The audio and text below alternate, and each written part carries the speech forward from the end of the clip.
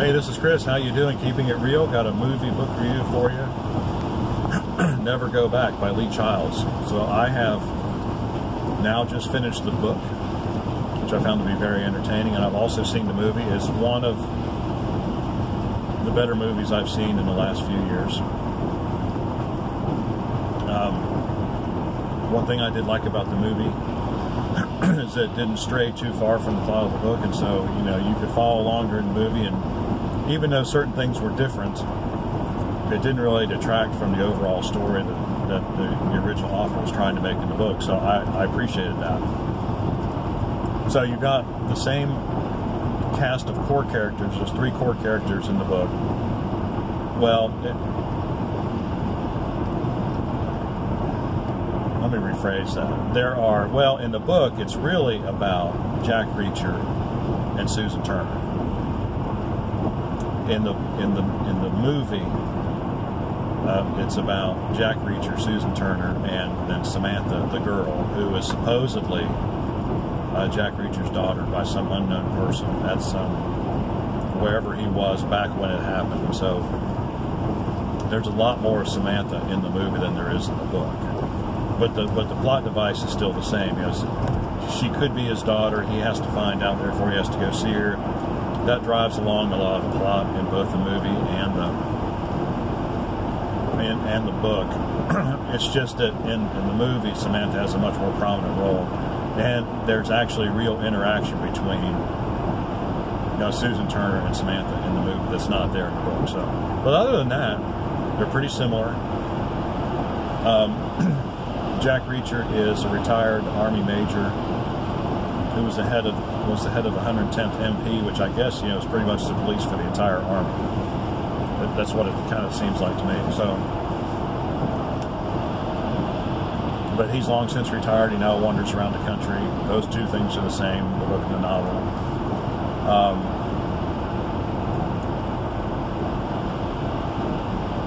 Susan. The only difference in the characters really is that Jack Reacher in the book is 6'5", 250, and in the movie, Tom Cruise plays, of course, but he's only like 5'8", I think, maybe 180 at the most. And so for me, that's the only thing that kind of stretches the plausibility of the way Reacher operates in the movie, because I don't care how good of a fighter you are. If you're only 5'8", and you're going up against somebody who's 6'3", 6'4", 6'5", 225, 250 pounds, you're going to lose. There's just too much mass there to have to move. I mean, that's just the way it is. Everything's bigger on a big person, including their fists. But other than that, but it's Hollywood, so they make it work, right? And it's not unbelievable. It's just, right, knowing what I know about, I've studied karate and I understand size is important. That's why, for example, boxers, you don't have heavyweights fighting lightweights, because there is an inherent advantage to being bigger when you're in a conflict, a physical confrontation.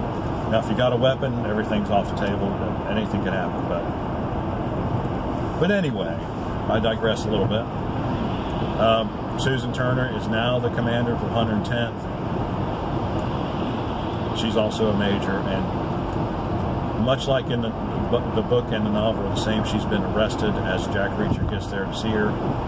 What you don't get in the movie is the backstory that Reacher has been trying to get to see her for like the last 5 novels now. So it's been this long, drawn-out process of him trying to get across the country to get to Virginia, and he keeps getting entangled in other things along the way. So it's taken quite a while for him to get there. The plot line is a little bit different. There, of course, in a novel, there's more characters involved. They pretty much distill down the bad guys to like 2 people in the movie.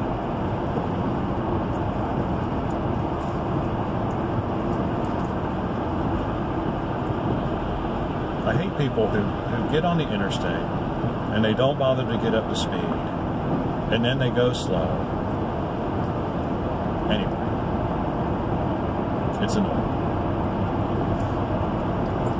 And all I want to do is drive down the road, you know what I'm saying? Without having to worry about everybody else. But everybody else doesn't care. Okay.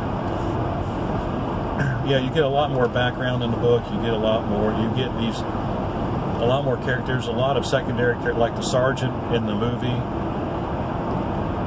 is like their main contact. In the book, they've got 2 or 3 contacts. There's other lawyers involved. I mean, it's just a, you know, it's just a more dense story. And to me, it's a little bit more enjoyable. And the fights, there's a lot more fight scenes in the movie than in the book, and they're a lot longer because usually Reacher, you know, the whole deal is you hit them once and they stay down. That's the whole point of everything he does. And he does a lot of headbutts, and I don't think Cruise did any headbutts. But having said, and then the one thing I did like better about the movie was the dynamic that develops between Reacher and Turner and Samantha as they kind of turn into her pseudo parents, and I found that to be very funny, especially when she leaves without telling anybody, and when she comes back, they're both standing there like, how could you do this? I cracked up. I just thought it was hilarious. What parent has not been in that situation before?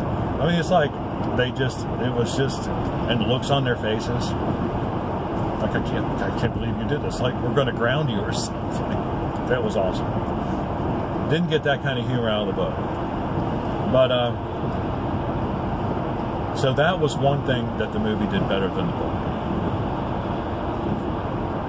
Other than that, no. It just depends which media you like better. Do you like books better, or do you like movies better? I tend to like books better for all the reasons I've said before. But this is one of those cases where the movie is maybe not quite as good as the book. I'm not willing to give that up, but it's pretty darn good. If you like the book, you'll like the movie. And if you like the movie, you'll like the book. And if you don't like people beating the hell out of each other, then you probably won't like either. Alrighty. That's my review. I'm sticking with it. Got any questions or comments, leave them in the section below. Like and subscribe. We appreciate when you do. We'll see you on the next video.